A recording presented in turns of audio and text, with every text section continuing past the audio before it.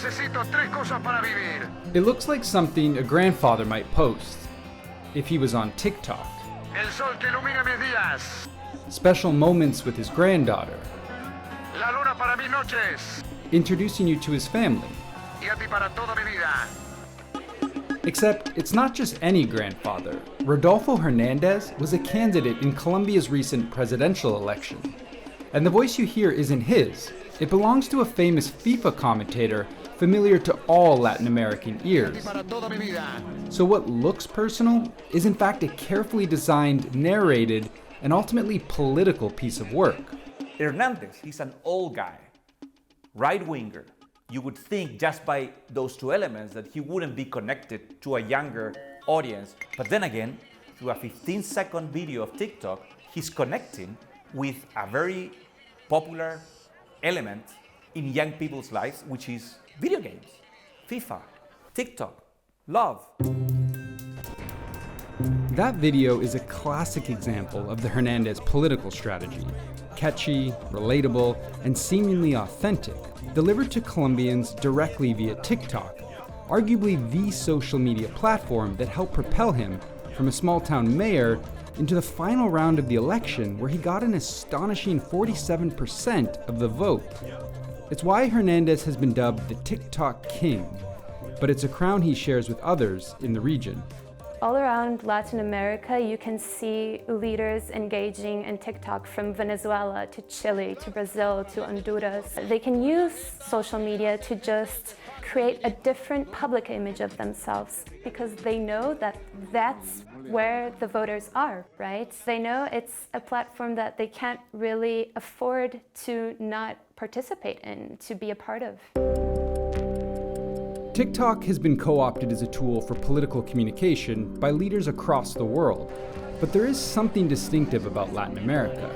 It's home to a population of more than 650 million that skews young, a demographic where dissatisfaction with the political and social status quo runs deep, one that is open to taking its politics in TikTok-sized bites.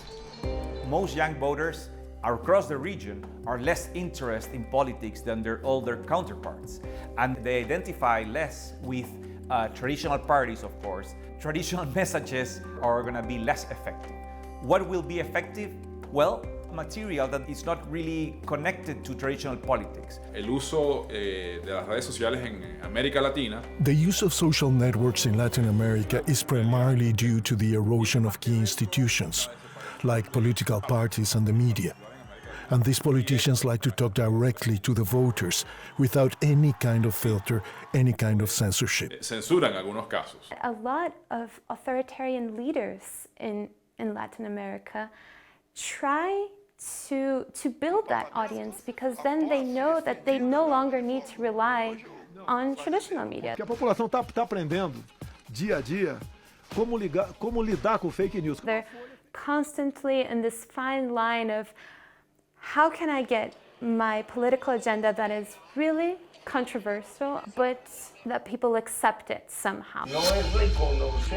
Gone are the days when voters were forced to rely on televised debates to make their choices.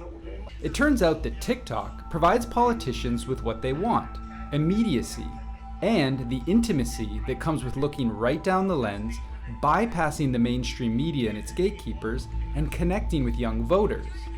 Presidents Jair Bolsonaro in Brazil and Nayib Bukele in El Salvador got into office before TikTok grew into what it is today.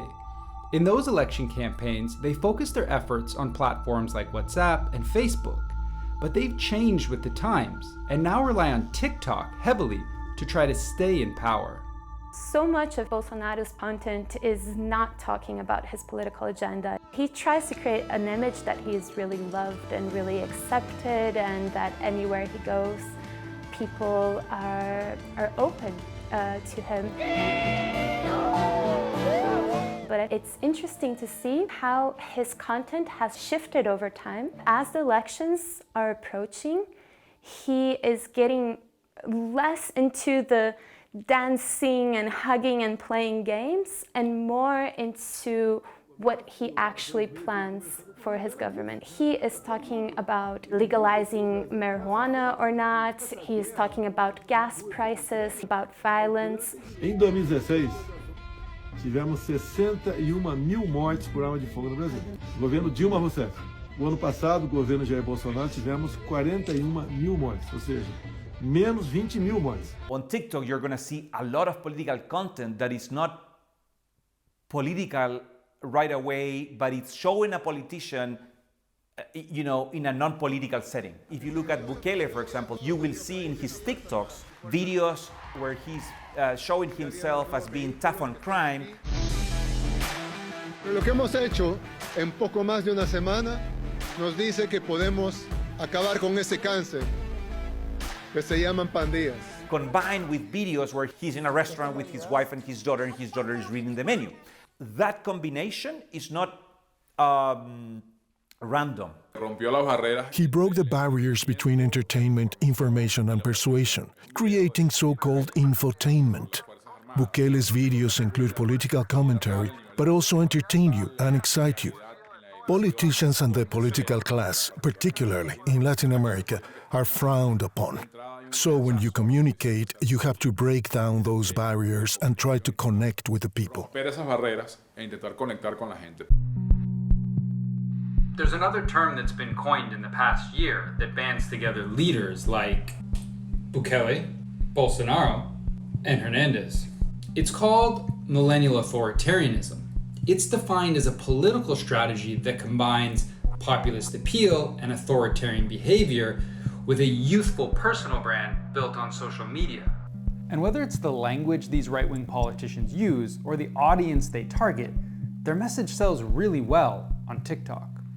El mundo hoy vive una crisis. The world is experiencing a crisis, an explosion of polarization, which makes those candidates who are more extremist more successful.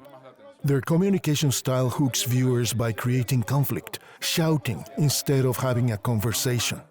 TikTok helps humanize these candidates. Humanizar al candidato. Being easy to digest may work for one side of the political spectrum, but what about the other? Politicians on the left, with their traditional focus on issues like inequality and social welfare, find TikTok's condensed, quick-hit format much harder to master. And candidates like Brazil's Lula da Silva, Jair Bolsonaro's chief rival in the upcoming election, understand that one way or another, they have to up their TikTok game. He realized a little bit late that it's a platform where he can just share his political views in a way that feels aligned to his political agenda and just speak more closely to people, especially to youths. But it took him a long time to join TikTok. A time during which he lost important ground to his chief rival. And despite Lula leading in the polls and his numbers rising on TikTok, Bolsonaro still dominates the platform. And as the left and right continue to jostle for power across Latin America, TikTok is a strategic pawn they need to play to become king. 10 años, 15 años. 10 years ago, 15 years ago, people couldn't imagine Facebook campaigns, which are now a reality everywhere. The same is going to happen with TikTok. The speed with which it will be adopted will only continue to increase. In a few years, TikTok will not only be the young people, but we will all be there. Sino que estaremos todos.